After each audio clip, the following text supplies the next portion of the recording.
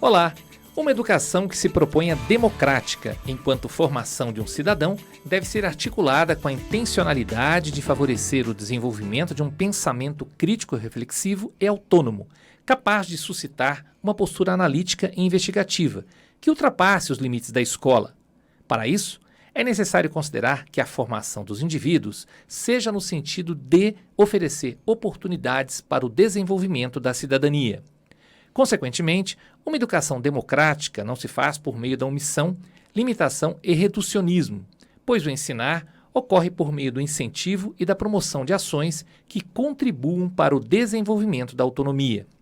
É importante formar um cidadão que seja capaz de se identificar como sujeito no mundo e que possa construir caminhos para ampliar conhecimentos e experiências, visando ao exercício da cidadania. Analisar o vínculo existente entre educação e democracia é a temática do 4º episódio do podcast Democracia e Sociedade. Vamos conversar sobre isso? Eu sou Vanderlei Dias, jornalista e professor do curso de jornalismo da Universidade Presbiteriana Mackenzie. E quem me acompanha nesse episódio é a professora Vanessa Guirado e o professor Leandro Esteves. Vanessa é licenciada em Letras e trabalha no Instituto Federal de São Paulo.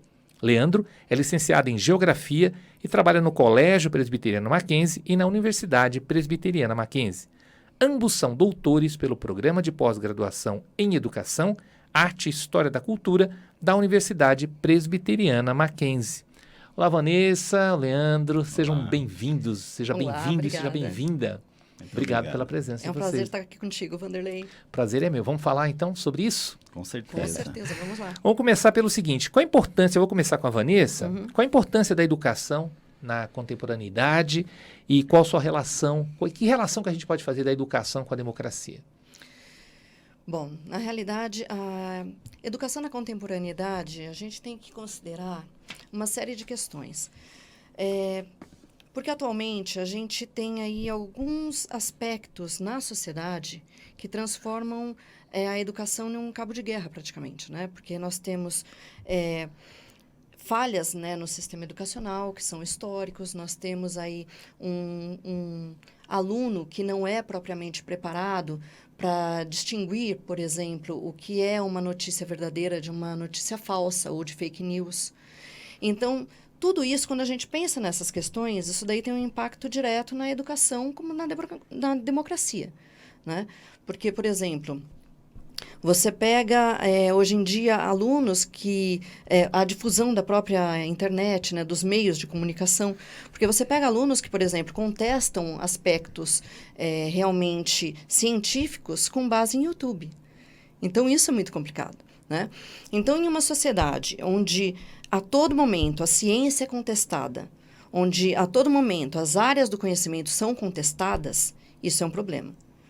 E daí nós temos que realmente repensar, né? Quem é esse aluno que nós estamos formando? Como ele está sendo formado? O que a gente quer como uma sociedade? Né? Essas são perguntas que perpassam, né, a trajetória da educação. Porque a educação é exatamente pensando nisso, nessa função social da educação, né? O professor, quando ele está ali fazendo as suas ações educacionais, ele tem uma intencionalidade de proporcionar para aquele aluno o quê? Condições dele se tornar um cidadão. Dele ser uma pessoa que tenha uma postura investigativa, que tenha uma análise crítico-reflexiva, né? Que seja autônomo. E com tudo isso, é lógico que ele tenha condições de analisar não apenas o entorno dele, mas todas as outras relações estabelecidas em sociedade. Né? Então, isso é fundamental. E na contemporaneidade, com todas essas implicações que eu apontei ali no início da minha fala, é fundamental que a gente forme muito bem esse aluno. Né? Leandro, concorda? Concordo plenamente, achei bem interessante esses pontos apontados pela Vanessa.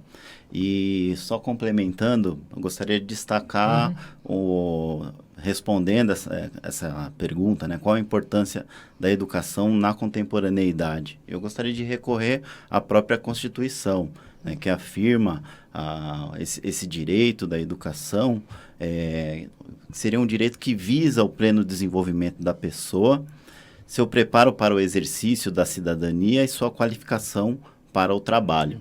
E essa definição, ela traz um elemento muito interessante, que é o papel da educação enquanto um direito individual e, ao mesmo tempo, um direito que tem uma influência muito grande sobre a dimensão social.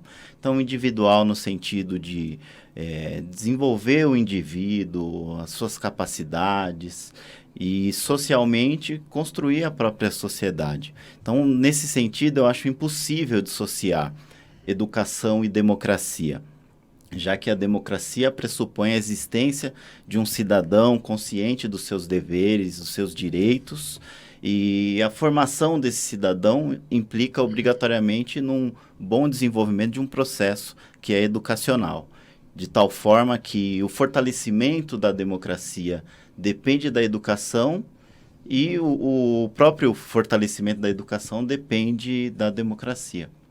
Parece um pouco óbvia essa pergunta que eu vou fazer, mas eu vou fazer, tá bom?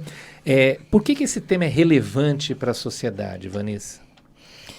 Olha, é totalmente relevante para a sociedade à medida que nós somos seres sociais, né? Se nós somos seres sociais, esse indivíduo que está ali dentro da escola, ele tem que ser preparado para toda a diversidade que tem no mundo. Ele tem que ser preparado para estar aberto ao diálogo, né? Para que ele consiga realmente estabelecer esse diálogo, para que ele consiga, como eu já citei na pergunta anterior, distinguir todas as relações que permeiam essa sociedade, né? Isso é um ponto primordial, né? Ele saber realmente quem é ele no mundo, ele saber, como o Leandro falou, quais são os seus direitos, quais são as suas obrigações, porque isso, quando você está ciente de todas essas questões, eu acho que isso daí também contribui para que você proteja determinadas instâncias que estão presentes dentro de uma democracia. Né? Se você sabe qual é o papel, por exemplo, de um judiciário, você sabe qual é o papel, né, de um Estado, você sabe qual é o papel dessas instituições e a própria escola enquanto uma instituição, você tem como argumentar o porquê que aquela instância tem que ser mantida. Qual é a relevância dela na sociedade? E a escola em si, né, na realidade, ela extrapola a própria questão do conhecimento enquanto conhecimento acadêmico, vamos dizer assim. Porque ela estabelece realmente esses níveis de sociabilidade. Então, nesse ponto, ela é fundamental. Né? Porque você, de certa forma, vamos dizer assim, ela ensina realmente seres humanos a serem seres humanos, a ter a convivência com os seres humanos, a lidar com as mais variadas questões que estão presentes ali na vida dele no dia a dia. Né? Entre outras questões, é óbvio, mas eu acho que este é um papel da escola que ela vem aí desenvolvendo historicamente e que é de extrema relevância, né? Eu acho até incrível quando algumas pessoas contestam, né, a importância da escola. Ou contestam ou dizem, bom, mas esse tema não é para entrar em sala de aula, né? Isso é algo que você vai trazer fora. Você tem que trazer esse tema em sala de aula, independentemente da disciplina? Com certeza. Eu acredito que sim. Eu acho importante que na sala de aula exista esse debate sobre a dimensão política da educação. Não só a dimensão política, a dimensão cultural, a dimensão econômica, cultural. Então, isso, de certo modo, acaba colocando essa discussão entre educação e democracia numa posição central. Então, se a gente pensar uma coisa que a Vanessa tinha destacado ali, da educação como um campo de disputa, isso já destaca a importância de se discutir educação e democracia. Então, a defesa dos direitos hoje, a preocupação com os cortes que ameaçam toda a infraestrutura da educação nos dias atuais, nos diferentes segmentos. Então, acho que é imprescindível essa discussão. Essa discussão, às vezes ela não é um pouco tensa ou fica nesse dilema de se isso é para se falar ou não, porque a democracia muitas vezes ela está relacionada, ou a gente acaba relacionando-a com a questão política e não é só isso? Então, mas Vanderlei, o que não é político na sociedade? Não, quando eu digo político partidário, né? Então ela acaba sendo mais intensa quando você tem momentos políticos, momentos eleitorais, por exemplo, né? E não no cotidiano, né? Então, mas, por exemplo, na questão da escola, eu vejo isso da seguinte forma. É lógico que nós temos grupos que estão no poder e esses grupos, eles querem estabelecer o seu posicionamento político-ideológico. Né? Porque quando você pensa em discurso, por exemplo, todo discurso tem um posicionamento político-ideológico. Né? Toda a questão que a gente vá discutir, seja no cotidiano, seja inclusive dentro da escola, tem um posicionamento político-ideológico. Não existem questões neutras, propriamente dita. Só que a questão é que, por exemplo, uma escola democrática é uma escola que o quê? É uma escola que não impõe limites, porque o grande problema que eu vejo com você colocar aspectos políticos partidários em educação é exatamente você fazer limitações. Quando você começa a dizer, olha, esse tema dentro dessa questão aqui não pode ser discutido. Vamos pegar um que é muito falado, por exemplo, questão de gênero não pode ser discutida. Tá, mas o que você realmente entende por uma questão de gênero? Você entende uma luta histórica por igualdade, né? Para que homens e mulheres tenham as mesmas condições, né? Que seja aí igualitário? Ou você simplesmente está projetando alguma coisa que não existe como se fosse aquela discussão? Né? Porque muitas vezes o que a gente vê são pessoas falando de determinados assuntos sem ter realmente um conhecimento sobre aquele tema, né? E querendo dizer que, mas isso você está querendo direcionar os alunos para pensar dessa forma. Só que, meu querido, por exemplo, vamos pegar a própria questão de países comunistas, certo? Eles existem. Nós estamos num mundo em que ele existe. E você discutir como é aquela sociedade numa aula de história, por exemplo, você não está querendo fazer com que alguém vire comunista. Certo? Você está apenas contextualizando. Olha, existe esse posicionamento. Você discutir Guerra Fria, você não está querendo que alguém seja partidário do capitalismo ou do comunismo. Né? E isso é um grande problema. Quando você começa a ter interferências, né, da sociedade, que muitas vezes sem aquele devido, né, aquela devida reflexão, aquele devido ponderamento, e fazendo limitações, falando que isso não deve ser visto, isso não deve ser falado. Mas, gente, ciência, como assim ciência não deve ser falado? Porque uma sociedade que tem medo de conhecimento, algum problema tem. Porque, como assim? Você tem medo de conhecimento, você tem medo de ciência, você tem medo daquilo que tenta fazer com que todo mundo, né, se desenvolva? Gente, é ilógico. E isso não acontece somente na educação, isso acontece com a educação, isso acontece com a cultura. Então, quer dizer, todas aquelas questões que fazem com que as pessoas reflitam, com que tenham mudanças, às vezes, até de posicionamentos, com que se questionem quanto aos próprios questionamentos, são colocadas como ameaças. Então, se coisas que levam as pessoas a refletir são colocadas como ameaça, que sociedade é essa, gente? Em cima do que a Vanessa colocou, Leandro, você dá aula tanto para o colégio quanto para a universidade. Qual o papel que o professor tem nesse sentido de esclarecimento, né, de poder provocar essa discussão sem apresentar um determinado lado, por exemplo?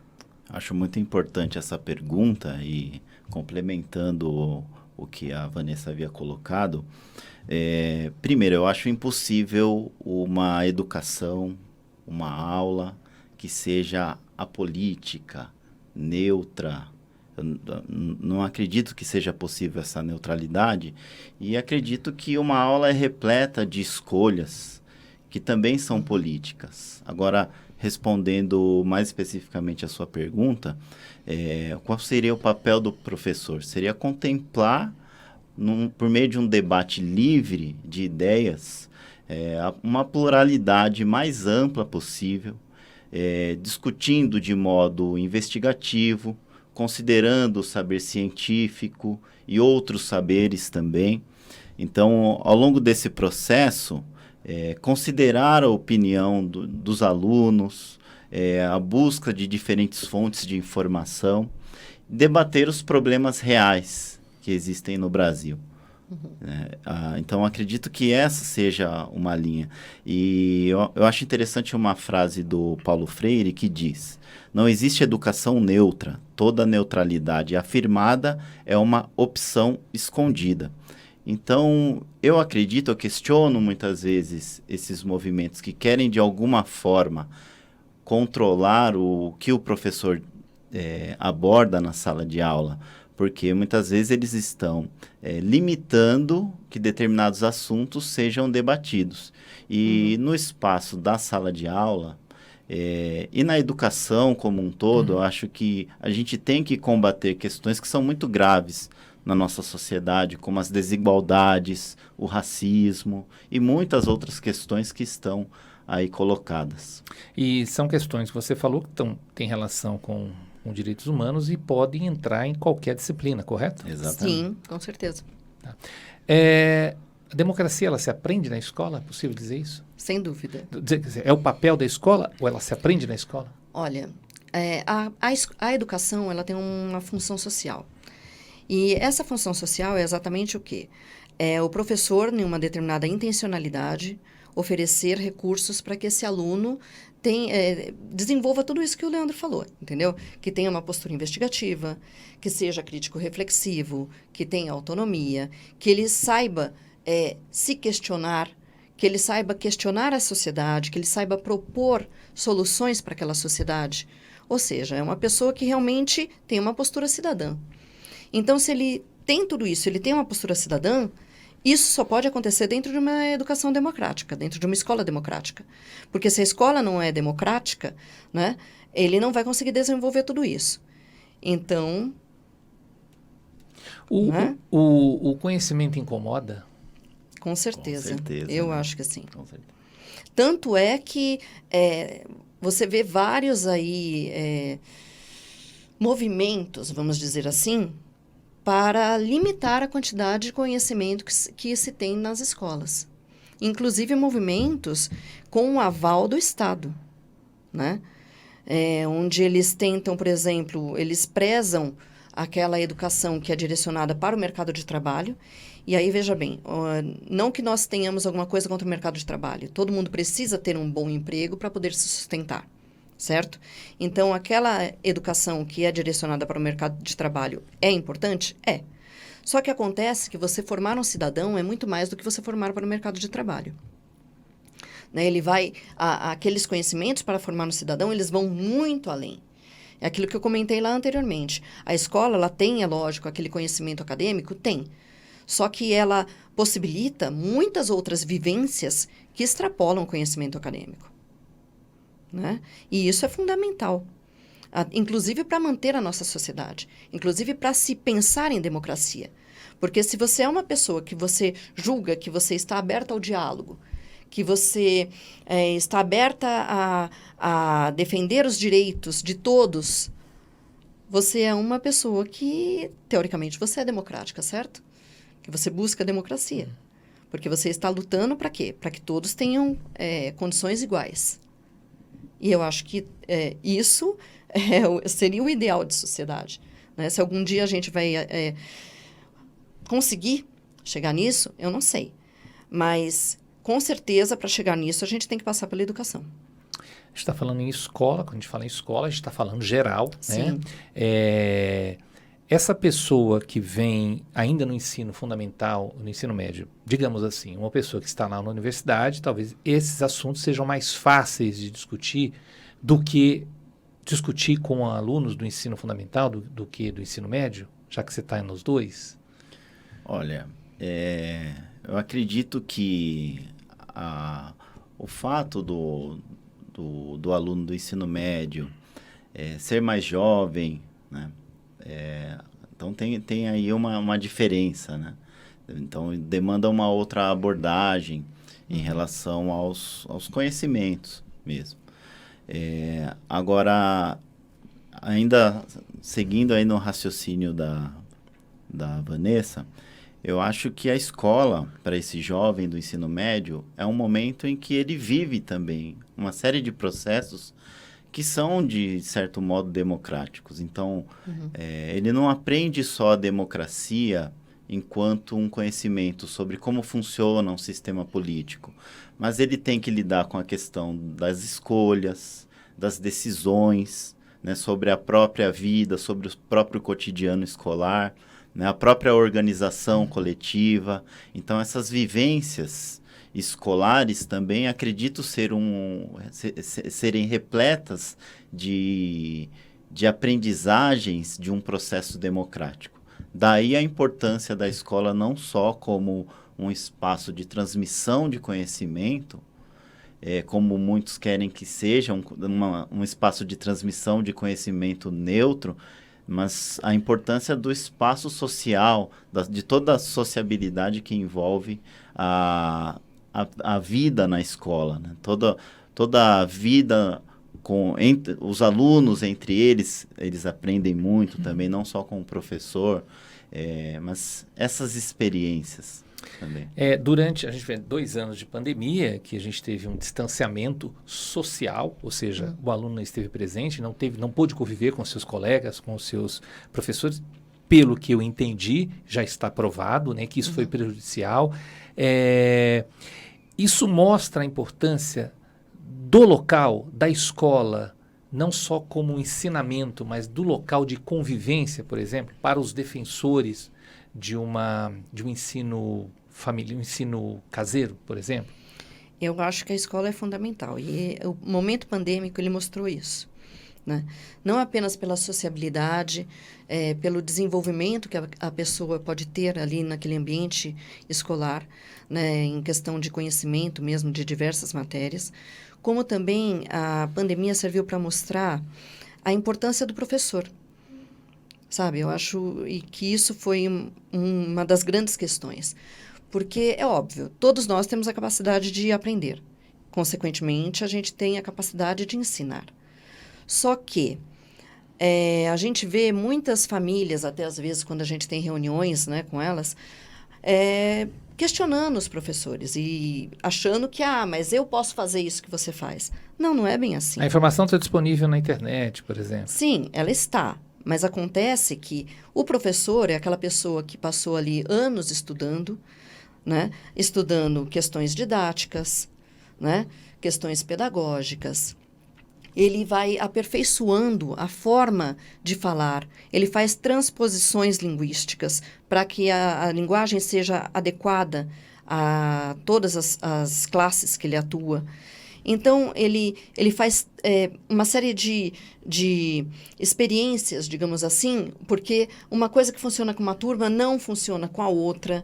Então, ele vai, à medida que vai tendo o processo, ele vai fazendo interferências, ele vai modificando, ele vai acrescentando questões, ele analisa como que é a turma para exatamente adequar exemplos que sejam mais propícios para aquela turma.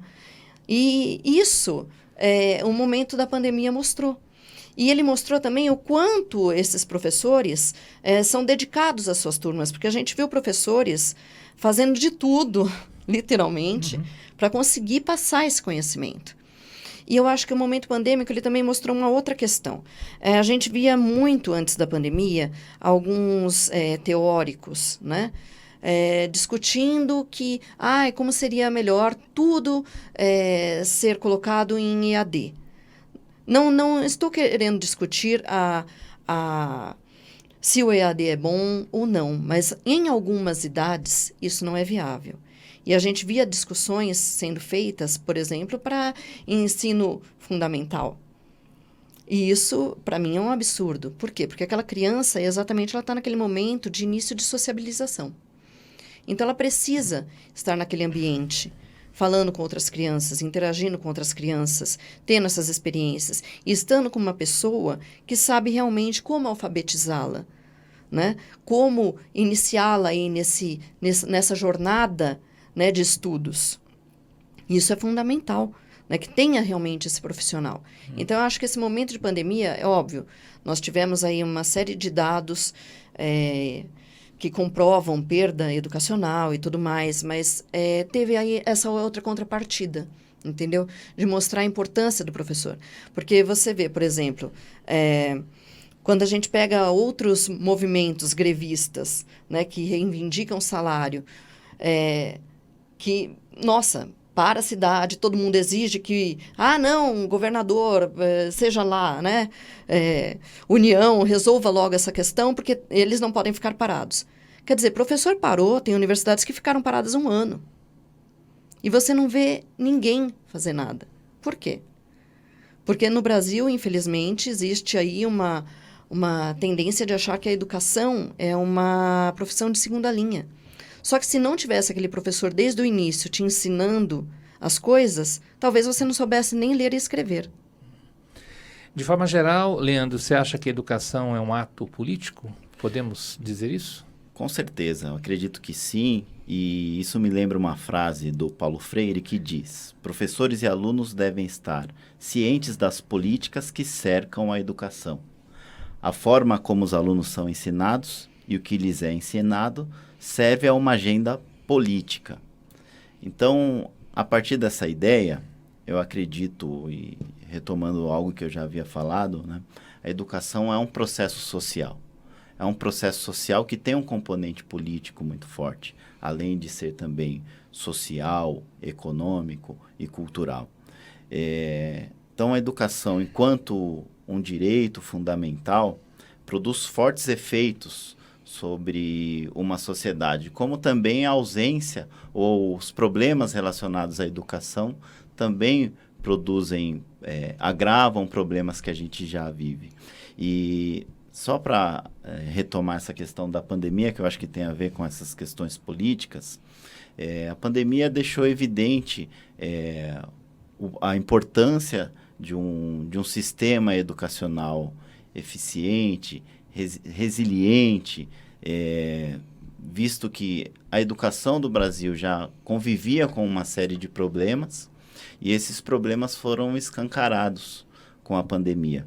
E certamente a gente ainda está estudando para entender o impacto que a pandemia tem sobre a educação. E o que a gente já vê dos dados que já existem é que muitos alunos deixaram a escola, há uma redução do número de matrículas, por exemplo, no ensino médio.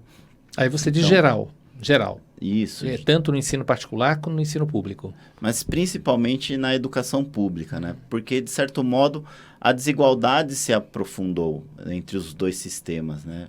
Porque, por mais que muitos professores e muitas instituições de ensino tenham se esforçado muito para fornecer e continuar, de algum modo, a educação, né? O ensino, a gente sabe que uma boa uma quantidade de alunos brasileiros não tiveram acesso por conta da limitação de infraestrutura, de tecnologia, de acesso à internet. Uhum.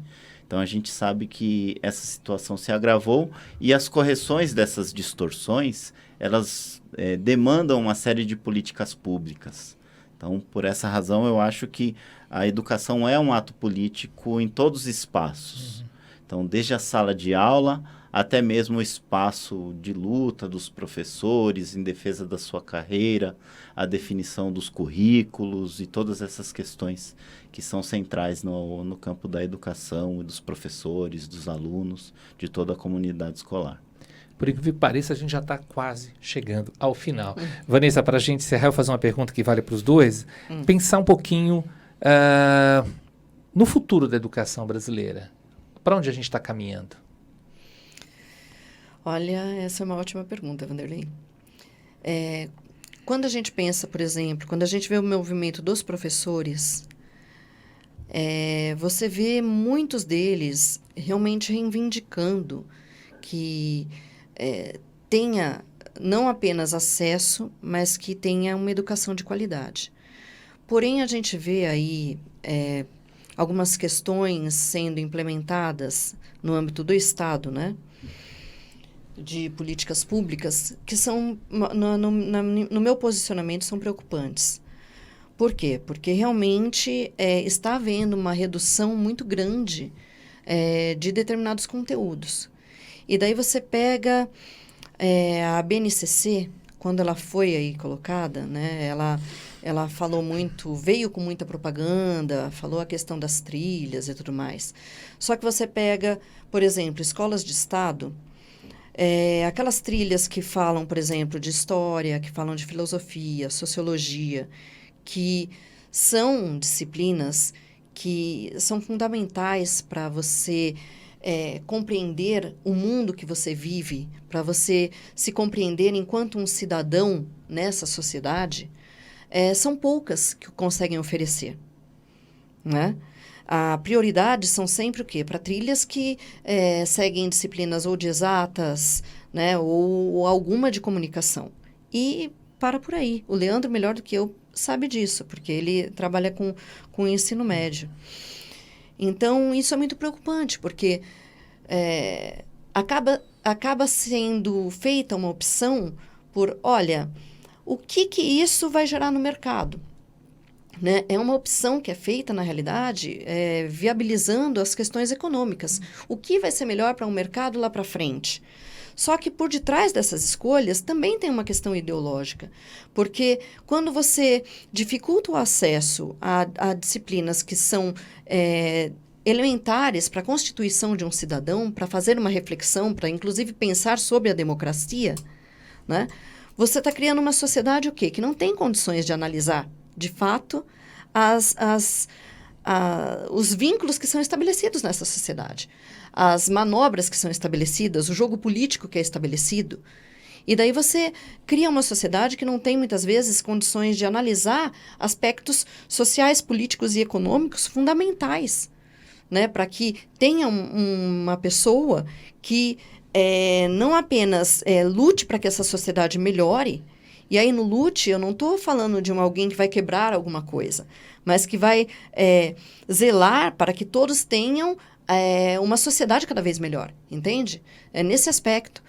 E que proponha realmente soluções. Porque se você vai cada vez mais cerceando isso, quer dizer, essa pessoa não vai ter condições de analisar realmente essas questões. E aí? Alguma luz lá no final, Leandro? Eu fui péssima, né? Eu só dei os aspectos. Olha, eu concordo muito com a Vanessa, então vou continuar tentar complementar o raciocínio dela, que acho que a gente pensa muito parecido nessa questão. Eu vejo muito que é uma educação visando o mercado de trabalho, e muitas vezes até uma educação bem intencionada visando educar para a vida, mas às vezes a gente esquece que a educação já é a vida, né, do aluno. Exato. Então, você fez uma pergunta para onde caminha, eu fiquei muito mais refletindo aqui para onde eu gostaria que caminhasse a educação. E eu gostaria que a escola fosse entendida desse modo, né? Como um espaço onde já é a vida dos alunos, dos professores. Né? Então, a gente não está ali só simulando situações, problemas e refletindo sobre questões puramente abstratas para muitas pessoas. A gente aquele cotidiano é a nossa realidade. Né? Então, os processos que estão acontecendo ali são processos sociais que têm uma importância muito grande. E eu gostaria que essa importância fosse dada. Acho que, de certo modo, foi o que a Vanessa colocou também aí. De certa maneira, o que a gente está fazendo aqui acaba colaborando, espero, com isso tudo. Com certeza. Né? É o que a gente espera também. Leandro e Vanessa, obrigado pela participação nesse episódio Democracia e Sociedade. Vamos conversar sobre isso, que fica por aqui. A gente se vê, a gente se ouve no próximo episódio. Até lá!